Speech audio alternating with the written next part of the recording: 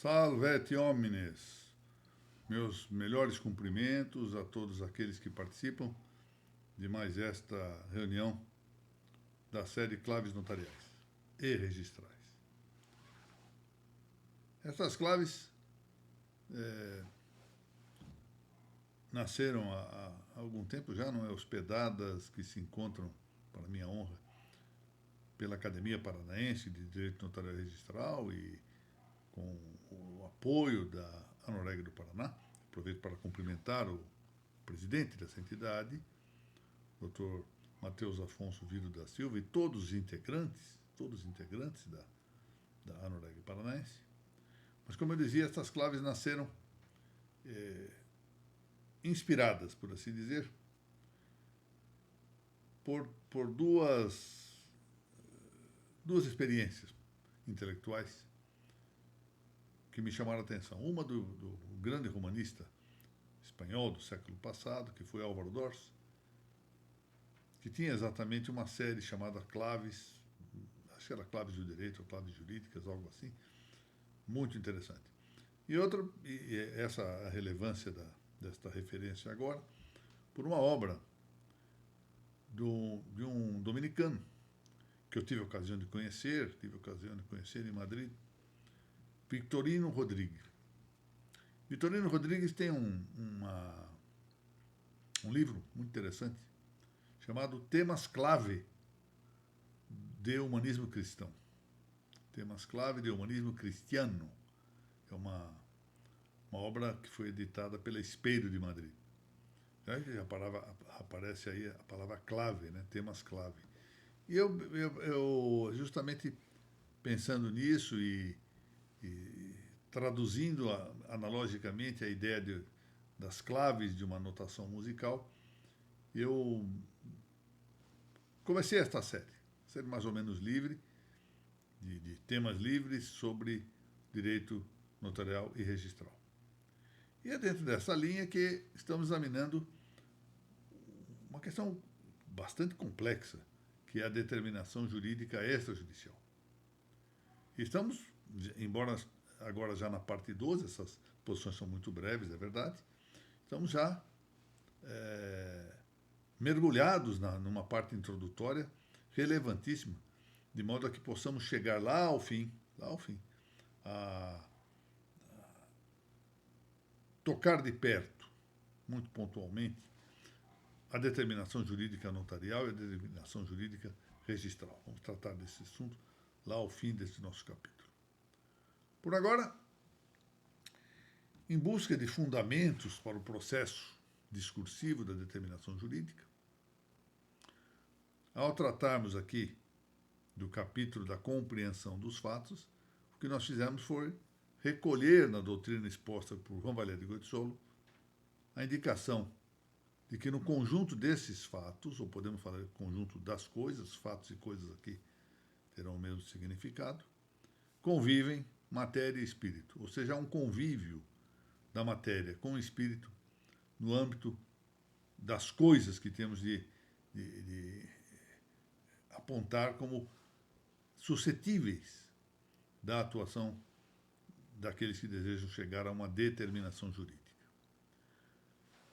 Dessa maneira, a ideia de coisa compreende a integralidade do universo. Isso quer dizer todas as coisas da natureza, todas as res naturae, e é importante dizer, segundo também essa própria natureza, cada coisa segundo a sua natureza. Assim, as coisas materiais, as coisas espirituais, as substâncias, os acidentes, as causas, as circunstâncias, os próprios homens. E tem que ser segundo a própria natureza. Como entender isso? Há uma coisa curiosíssima, peculiaríssima, por exemplo, uma anedota, que eu perdi a nota disso, mas eu penso que, assim, tem essa sugestão de memória de que se trata de uma passagem de um livro escrito por Emil Fará, publicado na segunda metade do século passado, que esse livro se chama O País dos Coitadinhos. E ali, se não me falha a memória, portanto, havia uma referência a uma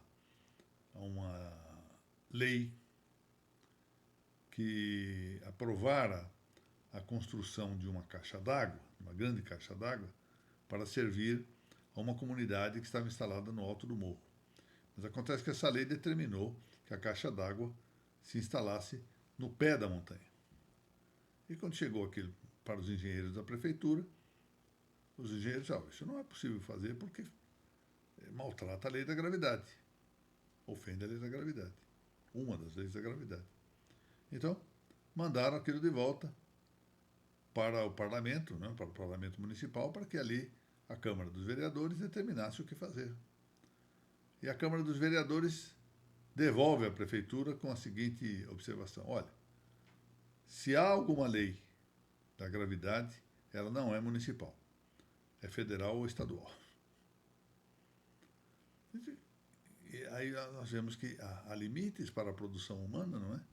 As leis humanas não podem contrariar a natureza das coisas. Então, quando se compreende a integralidade do universo, ou seja, o conjunto das coisas que se oferecem para a determinação também jurídica do que é justo, do que deve ser feito, nós temos que considerar essas coisas segundo a sua própria natureza.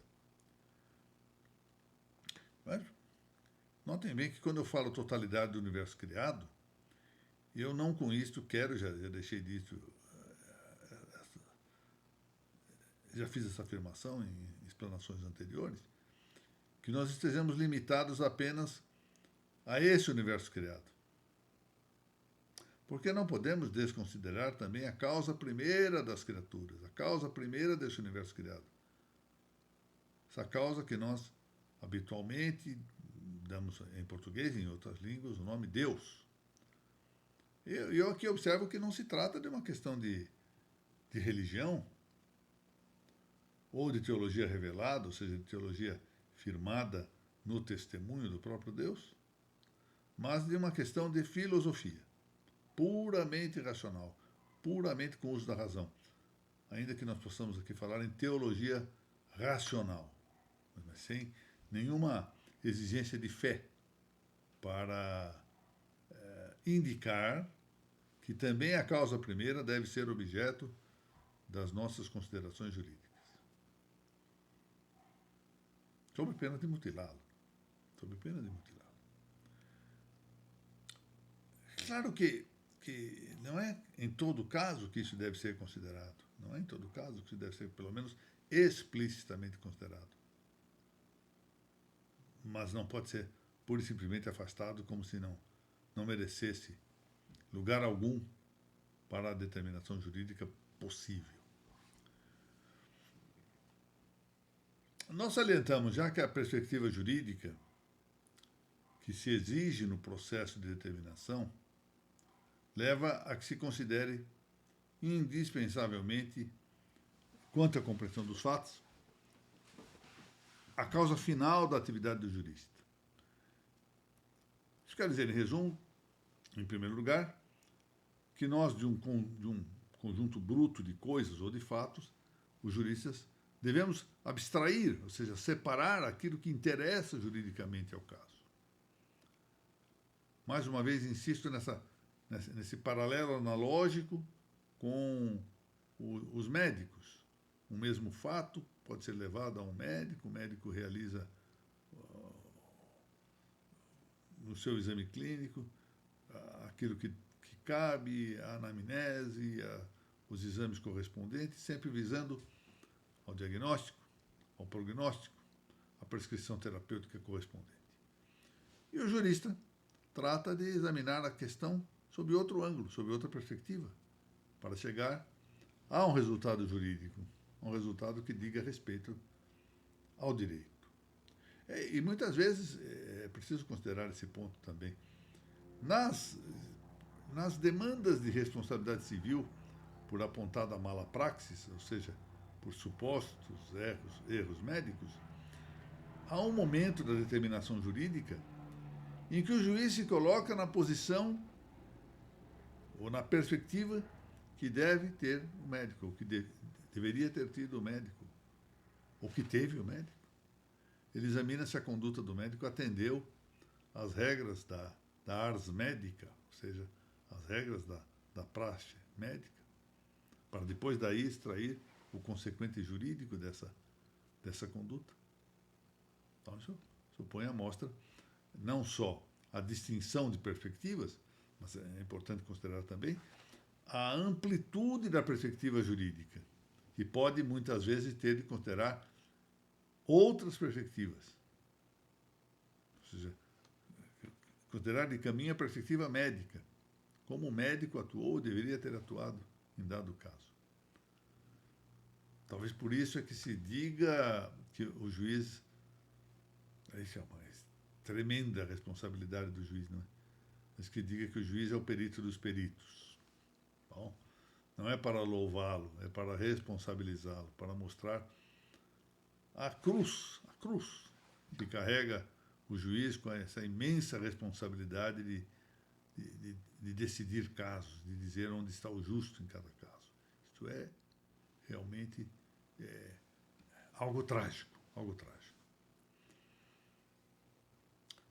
As correntes positivistas contentam-se neste passo com aplicar aos fatos as vogais, as consoantes, as vírgulas de um texto publicado pelo Diário de Leis, ou a intuição de turno, ou ainda a vontade negativamente livre do decisor. Porque a intuição de turno, eu já contei aqui, acho que faz pouco tempo, que eu lá no meu saudoso Tribunal de Alçada Criminal, certa vez, vi um colega dizendo que naquele caso sugeria uma decisão que não estava em nada conformada a uma previsão legislativa prévia. E nem parecia emergir dos autos com muita clareza. E eu perguntei a razão de ser. Ele disse, não, isso é por direito natural. Eu falei, mas por direito natural? Mas qual direito natural? Não, direito natural que eu intuo. Isso é mera intuição. Mera intuição. Ou então, exercício de liberdade negativa, ou seja, eu decido livremente aquilo que me parece bem, o que corresponde mais ou menos à vigência contemporânea de uma tese que é como disse Natalino Hirti, direito senza verità, ou seja, o direito sem verdade. Não, direitos são interesses apenas e não verdade. Eu decido livremente. Bom, de modo diverso, essas correntes todas que eu aqui, de maneira mais ou menos apropriada, designei de positivistas, há também o pensamento justnaturalista clássico, que permaneceu ao longo do tempo. Nós tivemos aqui a oportunidade de, acho que há 2 exposições, mostrar essa permanência do direito natural, do justnaturalismo clássico. Pode não ser a doutrina mais da moda, embora haja um movimento de reencontro dessa doutrina, mas o fato é que ela permaneceu, sempre permaneceu. E para esse pensamento justnaturalista clássico, não é, o tradicional, apresentam-se diversamente como causa final da determinação jurídica, no plano intelectual, o encontro da coisa justa, ou seja, descobrir a res justa, e do ponto de vista moral, ou seja, o que diz respeito à vontade, a observância do dever de ser pontualmente justo. Pontualmente justo. Eu gosto muito de lembrar um episódio que eu vivi nos meus tempos de jovem, quando ainda era pai apenas de duas das minhas 3 queridas filhas. E certa vez apareceram as 2 mais velhas, né? Haviam brigado. As crianças brigam. E eu queria ser justo. As 2 falavam coisas distintas. Um pai, é o normal das coisas, quer ser justo, quer premiar ou quer castigar. É seu dever também não poupar o castigo quando tem a finalidade pedagógica, não é? Mas, embora eu tivesse essa minha inteira inclinação, inteira vontade de ser justo, faltava-me o encontro da res justa, faltava-me intelectualmente algo. Ou seja, não me bastava o dever moral próprio da justiça, da virtude da justiça, de ser justo. Faltava-me um problema que diga respeito à prudência, à virtude intelectual. O encontro da coisa justa. Eu não consegui descobrir naquela vez. As meninas contavam as coisas por perspectivas diversas, elas não estavam mentindo, e cada uma delas atribuía a culpa a seu modo, com maior ou menor intensidade, à outra. Eu não consegui descobrir qual era a verdade. Então não basta, primeiro, só o aspecto intelectual, encontrar a res justa. Porque a minha vontade pode ser indisciplinada, inconstante, perversa. Nós temos aqui os frutos do pecado original que vulnera as nossas potências. Eu posso saber qual é a coisa justa e não querer cumpri-la, não querer observá-la. Como é que dizia Medeia, personagem de Ovídio, nas Metamorfoses? Vídeo melhora provoque, deteriora secor. Ou seja, vejo o mal, vejo o bem, aprovo, sigo o mal. Vídeo melhora provoque, deteriora secor. Vejo o bem, aprovo, sigo o mal. Uma passagem também de São Paulo dizendo mais ou menos a mesma coisa. Faço não o bem que amo, mas o mal que detesto, etc. Pode ocorrer. Por outro lado, não basta o querer, essa vontade constante, persistente, perseverante de ser justo. Quero ser justo. Sim, mas para querer ser justo, eu primeiro preciso saber que coisa é o justo, onde está o justo. Tarefa intelectual, não tarefa moral, própria da virtude da justiça. Isso é próprio da virtude da prudência, o encontro intelectual da res justa. Mas aqui é exatamente o momento de nos perguntar uma coisa, uma questão fundamental para o jurista. Alguma vez na vida o jurista se pergunta isso. Mas, por que motivo eu estou obrigado efetivamente a ser justo? Por que se diz isso? Eu tenho mesmo que ser justo? E se eu tenho mesmo que ser justo, por qual motivo eu tenho que ser justo? Ora, os positivistas, e todos os seus gêneros, seja, os voluntaristas, os formalistas, os sociologistas, etc., dirão que isso é uma imposição política. O Estado determina que seja assim. Ou resultando da lei, ou resultando do fato social. Por sua vez, o naturalismo tradicional afirma-se que o justo, que é o objeto da virtude da justiça, é antes um dever do que um direito. Esse aí é um ponto importante. Ser justo é observar um dever. Debitum, diziam os autores que escreviam em latim. De maneira muito mais concisa, muito mais, como se diz hoje em dia, muito mais sem rebarbas, não é? Por mais que esse dever ou essa obrigação seja correlacionada com o direito de outrem. O ius subjectivum, direito subjetivo. Essa doutrina de fixação demasiada no direito subjetivo, ela emerge com um tanto de risco já no pensamento de Francisco Soares, e hoje vai chegando a uma indeterminação.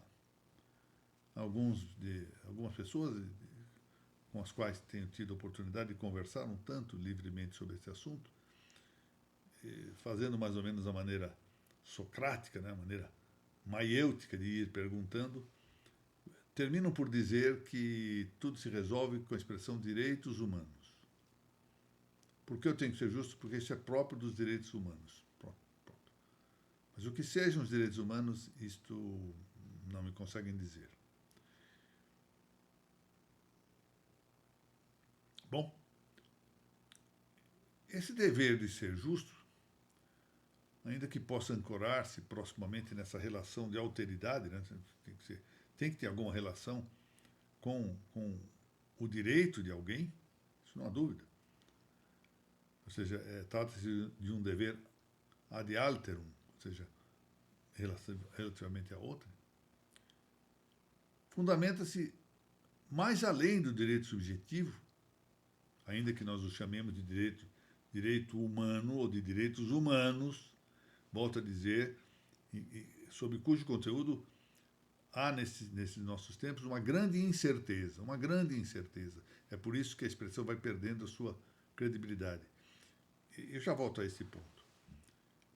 Mas, como eu dizia, esse dever de ser justo, embora se correlacione com o direito subjetivo, direito de terceiro, está fundamentado, na verdade, derradeiramente, em um dever. O dever de ser justo fundamenta-se em outro dever. Esse outro dever é o dever de aperfeiçoamento da natureza, da pessoa, do devedor.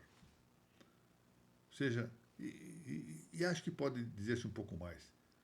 Também aperfeiçoamento da natureza do credor. Porque isso há uma ressonância. Quando eu sou justo, eu não deixo de produzir efeitos benéficos também para o aperfeiçoamento da natureza daquele que recebe a minha obrigação.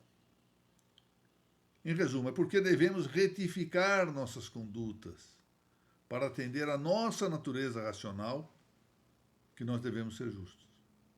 É por isso. Ou seja, não para na ideia de um direito subjetivo, dos tais direitos humanos hoje. Se nós pensarmos nesses direitos humanos, eu quero fazer essa referência, o problema é que ele constitui hoje uma lista consensual. Era consensual na origem, quando se cria no ambiente da grande Assembleia Geral das Nações Unidas, com o grande trabalho, por exemplo, de René Cassin, não se nega a importância.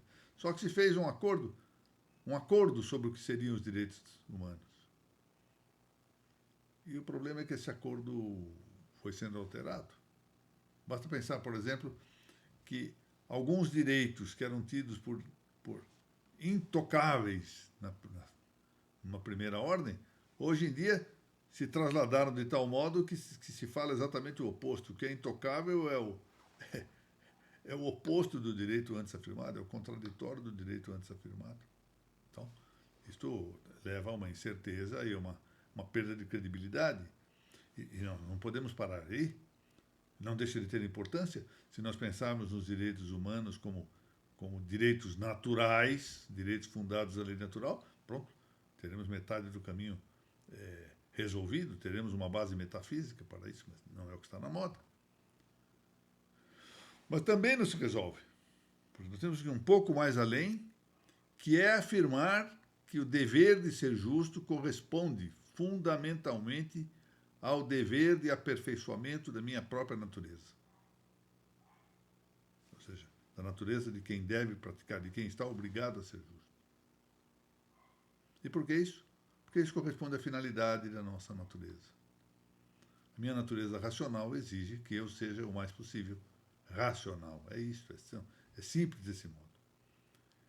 Isso quer dizer, e aqui vamos além, pois, que o direito ostenta, isso está dito em palavras de Vitorino Rodrigues, a quem fiz referência no início desta exposição, que o direito tem um caráter pré-moral ou metamoral, vai além da moral. Ou seja, sem embargo do direito estar subordinado à ética, o direito tem um fundamento anterior, que é de ordem metafísica. Porque é para satisfazer a nossa natureza humana que nós devemos ser justos. E aí, então, podemos entender isso. O direito é uma relação antropológica e metafísica, ou seja, entre homens, mas com fundamento metafísico. E essa relação fundamenta a vida moral na ordem da justiça. De maneira que temos o dever de ser justos, porque temos a inclinação, uma inclinação natural de observar os preceitos da lei da natureza e os deveres naturais consequentes. É isto. E com isso nós temos o nosso caminho traçado, ou seja, o nosso método, a nossa metodologia, para que não fiquemos com aquela história, uma anedota interessante lá de Lewis Carroll, na Alice do País das Maravilhas, em que o gato caçoador pergunta à desesperada Alice, que fugia e se encontra diante de uma bifurcação, e pergunta: que caminho devo seguir? E o gato pergunta: para onde quer ir? Para qualquer lugar. Então, pode seguir qualquer caminho. No nosso caso, não. A resposta que me parece adequada é essa: olha, eu quero realizar o melhor possível, aperfeiçoar o melhor possível, ir retificando ao longo da vida o melhor possível a minha própria natureza. Porque a minha felicidade depende da perfeição da minha natureza.